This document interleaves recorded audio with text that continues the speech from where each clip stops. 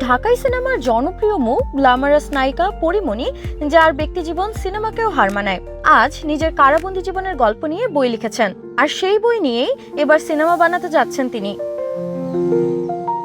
4 বছর আগে 2021 সালে মাদক মামলায় গ্রেফতার হয়েছিলেন তিনি।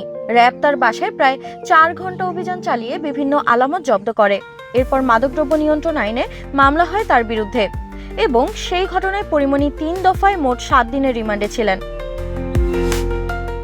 সম্প্রতি এক টেলিভিশন সাক্ষাৎকারে সেই সময়ের অভিজ্ঞতা নিয়ে অকপটে কথা বলেছেন পরী।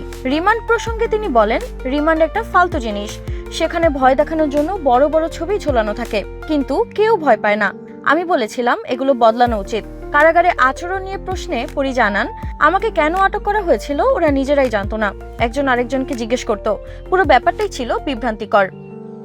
এক্সট্রিম মশার কয়েল প্ল্যান্ট ফাইবার দিয়ে তৈরি, ডেঙ্গু, চিকুনগুনিয়া বাহি সহ যে কোনো মশার বিরুদ্ধে দেয় এক্সট্রিম সুরক্ষা। জেল থেকে মুক্তি পাওয়ার পর সেই অভিজ্ঞতাগুলো ভুলে যেতে পারেননি অভিনেত্রী।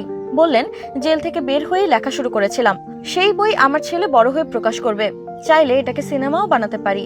যদিও পরীমণি এখনো জেলখানার বাস্তব চিত্র নিয়ে মুখ খুলতে চান না, তার ভাষায়, আমি জেলখানা নিয়ে কোনোদিন কিছু বলিনি, কারণ সত্যিটা মানুষ জানলে আইনের উপর শ্রদ্ধা হারাবে।